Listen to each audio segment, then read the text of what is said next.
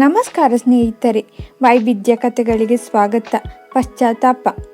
ಜಾನಕಮ್ಮನಿಗೆ ಒಬ್ಬನೇ ಮಗ, ಹೆಸರು ರಾಮ್ಕುಮಾರ್. ಗಂಡ ತೀರಿ ಹೋಗಿ 10 ವರ್ಷಗಳಾಯಿತು. ಸ್ವಲ್ಪ ಸಹ ಎದೆಗುಂದದೆ ಸುತ್ತಮುತ್ತ ಇರುವ ಮನೆಗಳಲ್ಲಿ ಕೆಲಸ ಮಾಡುತ್ತಾ ರಾಮ್ಕುಮಾರ್ನನ್ನು ಓದಿಸುತ್ತಿದ್ದಾಳೆ. ಈಗ ಆತನು 10ನೇ ತರಗತಿಯಲ್ಲಿ ಓದುತ್ತಿದ್ದಾನೆ. ರಾಮ್ಕುಮಾರ್ ತಾಯಿಯ ಕಷ್ಟವನ್ನು ಗಮನಿಸದೆ ಸದಾ ಆಕೆಯನ್ನು ಎದುರಿಸುತ್ತಿದ್ದನು. ಆದರೆ ಜಾನಕಮ್ಮ ಅವನನ್ನು ಒಂದು ಮಾತು ಬೈಯುತ್ತಿರಲಿಲ್ಲ. 10ನೇ ತರಗತಿಯ ದೊಡ್ಡ ಪರೀಕ್ಷೆಗಳಿಗೆ ಇನ್ನೂ 2 ತಿಂಗಳು ಮಾತ್ರ ಸಮಯವಿದೆ. ಆದ್ದರಿಂದ ಮೇಷ್ಟ್ರು ಶ್ರದ್ಧೆಯಿಂದ ಪಾಠ ಹೇಳುತ್ತಿದ್ದರು. ರಾಮ್ಕುಮಾರ್ ಅಷ್ಟೇ ಶ್ರದ್ಧೆಯಿಂದ ಕೇಳುತ್ತಿದ್ದನು. ಆದರೆ ಹಿಂದಿನ ಬೆಂಚಿನಲ್ಲಿರುವ ರಾಜು ಅವನನ್ನು ಕರೆದು, ಮಧ್ಯಾಹ್ನ ನನ್ನೊಂದಿಗೆ ಬಂದರೆ ನಿನಗೆ ಒಂದು ರಹಸ್ಯ ಹೇಳುತ್ತೇನೆ ಎಂದನು. ರಾಮ್ಕುಮಾರ್ ಅವನ ಮಾತನ್ನು ಕಿವಿಗೆ ಹಾಕಿಕೊಳ್ಳಲಿಲ್ಲ. ಮೇಷ್ಟ್ರು ಹೇಳುತ್ತಿರುವ ಪಾಠವನ್ನು ಕೇಳುತ್ತಿದ್ದನು. ಮಧ್ಯಾಹ್ನ ಸ್ಕೂಲ್ನಲ್ಲಿ ಊಟ ಮಾಡುತ್ತಿರುವಾಗ ರಾಜು ಬಂದು, ರಾಮು, ನನ್ನೊಂದಿಗೆ ಬರ್ತೀಯಾ? ಆ ರಹಸ್ಯ ಹೇಳುತ್ತೇನೆ ಎಂದನು. ಯಾವ ರಹಸ್ಯ ಹೇಳುತ್ತೀಯಾ? ನನಗೆ ಅರ್ಥವಾಗಲಿಲ್ಲ. ಆದರೂ ಮಧ್ಯಾಹ್ನ ಸ್ಕೂಲಿದೆ, ಮರೆತೆಯಾ ಎಂದನು. ಒಂದು ಹೊತ್ತು ಕ್ಲಾಸಿಗೆ ಹೋಗದೇ ಇದ್ದ ಮಾತ್ರಕ್ಕೆ ಯಾರು ಏನು ಹೇಳುವುದಿಲ್ಲ.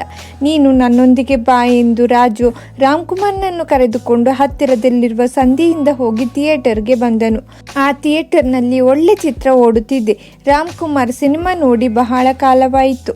ತಾಯಿ ಹಗಲು ರಾತ್ರಿ ದುಡಿದು ಸಂಪಾದಿಸುವ ಹಣ ಅವನ ಓದಿಗೆ, ಊಟಕ್ಕೆ ಸರಿ ಹೋಗುತ್ತದೆ. ಆದ್ದರಿಂದ ಅವನ ಜೇಬಿನಲ್ಲಿ 1 ರೂಪಾಯಿ ಸಹ ಇರುವುದಿಲ್ಲ.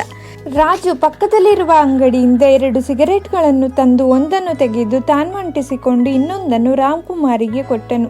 ರಾಮ್ಕುಮಾರ್ ನಡುಗುತ್ತಿರುವ ಕೈಗಳಿಂದ ಅದನ್ನು ಬಾಯಲ್ಲಿ ಇಟ್ಟುಕೊಂಡು ಅಂಟಿಸಿದನು. ಅಭ್ಯಾಸ ಇಲ್ಲದೇ ಇರುವುದರಿಂದ ಕೆಮ್ಮು ಬಂತು. ಅರ್ಧ ಸೇದಿ ಕೆಳಗೆ ಹಾಕಿಬಿಟ್ಟನು.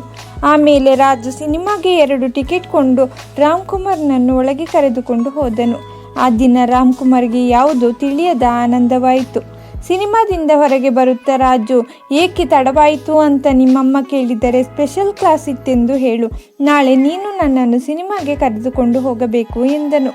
ನನ್ನ ಹತ್ತಿರ ಹಣವಿಲ್ಲವಲ್ಲ, ಹೇಗೆ ಎಂದು ಕೇಳಿದನು ರಾಮ್ಕುಮಾರ್. ನನಗೆ ಮಾತ್ರ ಅಪ್ಪ ಅಮ್ಮ ಹಣ ಕೊಡ್ತಾರೆಯೇ? ಏನಾದರೂ ಮಾಡಿ ತಗೋಬೇಕು. ಮನೆಗೆ ಹೋಗಿ ನಿಮ್ಮ ತಾಯಿಯೊಂದಿಗೆ ಮೇಷ್ಟ್ರು ದೊಡ್ಡ ನೋಟ್ಬುಕ್ ಕೊಂಡು ತರಲು ಹೇಳಿದ್ದಾರೆ. 100 ರೂಪಾಯಿ ಬೇಕೆಂದು ಕೇಳು. ನಾಳೆ ಇನ್ನೊಂದು ಸಿನಿಮಾಕ್ಕೆ ಹೋಗಿ ಮಜವಾಗಿರೋಣ ಎಂದನು ರಾಜು. ರಾಮ್ಕುಮಾರ್ ಭಯದಿಂದಲೇ ಮನೆಗೆ ಬಂದನು. ಜಾನಕಮ್ಮ ಏಕೆ ಮಗು ತಡವಾಯಿತೆಂದು ಕೇಳಿದ್ದಕ್ಕೆ ರಾಮ್ಕುಮಾರ್ ಹೇಳಿದ ಸುಳ್ಳನ್ನು ನಂಬಿದಳು. ಆಮೇಲೆ ರಾಮ್ಕುಮಾರ್, ಅಮ್ಮ, ನಾಳೆ ಮೇಷ್ಟ್ರು ಹೊಸ ನೋಟು ಬುಕ್ ತರಲು ಹೇಳಿದ್ದಾರೆ, 100 ರೂಪಾಯಿ ಬೇಕು ಎಂದನು. ತನ್ನ ಹತ್ತಿರ ಇಲ್ಲವೆಂದು ಯಾರನ್ನಾದರೂ ಕೇಳಿ ನೋಡುತ್ತೇನೆಂದು ಜಾನಕಮ್ಮ ಹೇಳಿದರು.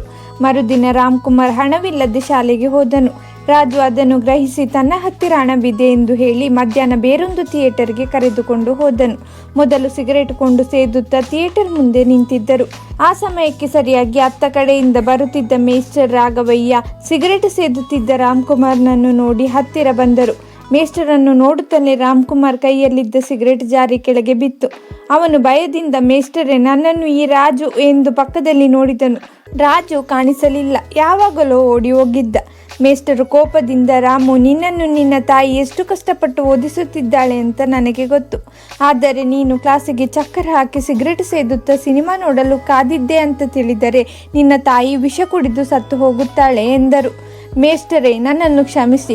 ರಾಜು ಬಲವಂತ ಮಾಡಿ ಎಳೆದುಕೊಂಡು ಬಂದ, ಅವನಿಂದಲೇ ಎಂದು ರಾಮು ಸಬೂಬು ಹೇಳುತ್ತಿರುವಾಗ ಮೇಸ್ಟರು, ತಪ್ಪು ಅವನದಲ್ಲ, ನಿನ್ನದು. ಅವನು ಶತಪೋಲಿ ಹುಡುಗ ಅಂತ ಎಲ್ಲರಿಗೂ ಗೊತ್ತು. ನೀನು ಒಳ್ಳೆ ಹುಡುಗ. ಅವನೊಂದಿಗೆ ಏಕೆ ಸ್ನೇಹ ಮಾಡಿದೆ? ಅವನು ಮನೆಯಲ್ಲಿ ಹಣ ಕದ್ದು ತಂದು ಹೀಗೆ ಮಜಾ ಮಾಡುತ್ತಾನೆ. ಹೆತ್ತವರನ್ನು ಮೋಸ ಮಾಡೋ ಮಕ್ಕಳು ಎಂದೂ ಉದ್ಧಾರವಾಗುವುದಿಲ್ಲ. ನಿನಗೆ ಹೇಳಿದರೆ ಅರ್ಥವಾಗುವುದಿಲ್ಲ. ನನ್ನೊಂದಿಗೆ ಬಾ ಎಂದು ಮೇಸ್ಟರ್ ಹತ್ತಿರದಲ್ಲೇ ಇರುವ ಅನಾಥ ಮಕ್ಕಳ ಆಶ್ರಮಕ್ಕೆ ಕರೆದುಕೊಂಡು ಹೋದರು. ಅನಾಥ ಮಕ್ಕಳು ಸೂರ್ಯೋದಯಕ್ಕೆ ಮುಂಚೆ ಎದ್ದು ತಣ್ಣೀರಿನಲ್ಲಿ ಸ್ನಾನ ಮಾಡಿ ತಮ್ಮ ಬಟ್ಟೆಗಳನ್ನು ತಾವೇ ಒಗೆದುಕೊಂಡು ಯಾರ ನೆರವು ಇಲ್ಲದೆ ತಮ್ಮ ಎಲ್ಲ ಕೆಲಸಗಳನ್ನು ಮುಗಿಸಿ ತಟ್ಟೆಗಳನ್ನು ತೆಗೆದುಕೊಂಡು ಸಾಲಿನಲ್ಲಿ ನಿಂತು ಅವರು ಕೊಟ್ಟ ತಿಂಡಿಯನ್ನು ತೃಪ್ತಿಯಿಂದ ತಿಂದು ಶಾಲೆಗೆ ಹೋಗಬೇಕು. ಶಾಲೆಯಿಂದ ಬಂದ ಕೂಡಲೇ ಆಶ್ರಮದ ಕೆಲಸಗಳನ್ನು ಮಾಡಬೇಕು. ಇದು ಅವರ ಕಾರ್ಯಕ್ರಮ. ನೋಡಿದೆಯೇ ರಾಮ್ಕುಮಾರ್, ನಿನ್ನ ತಾಯಿ 4 ಮನೆಗಳಲ್ಲಿ ಕೆಲಸ ಮಾಡಿ ಅವರು ಕೊಡುವ ಸಂಬಳದಲ್ಲಿ ನಿನಗೆ ರುಚಿ ರುಚಿಯಾಗಿ ಮಾಡಿ ಬಡಿಸುತ್ತಾಳೆ. ಇವರಿಗೆ ಯಾರಿದ್ದಾರೆ? ನಿನಗೆ ತಾಯಿ ಇಲ್ಲದಿದ್ದರೆ ನಿನ್ನ ಗತಿನೂ ಹೀಗೆ ಆಗುತ್ತಿತ್ತು. ಅಂತಹ ತಾಯಿಗೆ ನೀನು ತೋರಿಸೋ ಕೃತಜ್ಞತೆ ಇದೇನೆ ಎಂದು ಮೇಸ್ಟರ್ ಕೇಳಿದರು. ರಾಮ್ಕುಮಾರ್ ಅಳುತ್ತಾ ಅವರ ಕಾಲ ಮೇಲೆ ಬಿದ್ದು ಕ್ಷಮೆ ಕೇಳಿದನು.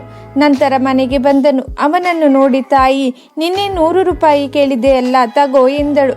ಬೇಡ ಅಮ್ಮ, ಮೇಷ್ಟರು ಈ ದಿನ ಬೇಡ ಅಂತ ಹೇಳಿಬಿಟ್ಟರು. ಇನ್ನು ನನಗೆ ಹಣ ಬೇಕಾಗಿಲ್ಲ ಎಂದು ತಾಯಿಯನ್ನು ಪ್ರೀತಿಯಿಂದ ಅಪ್ಪಿಕೊಂಡನು. ದಯವಿಟ್ಟು ಸಬ್ಸ್ಕ್ರೈಬ್ ಮಾಡಿಕೊಳ್ಳಿ. ಈ ವಿಡಿಯೋ ಇಷ್ಟವಾದಲ್ಲಿ ಒಂದು ಮೆಚ್ಚುಗೆ ಇರಲಿ. ಧನ್ಯವಾದಗಳು.